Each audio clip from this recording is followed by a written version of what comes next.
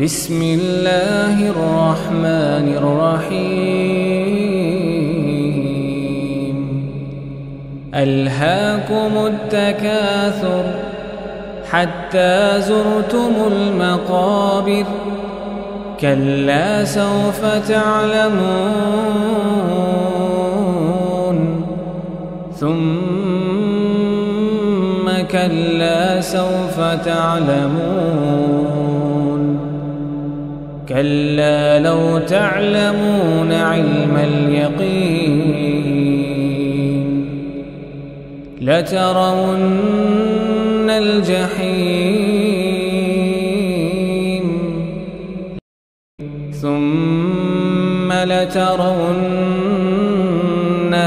عين اليقين ثم لتسألن يومئذ عن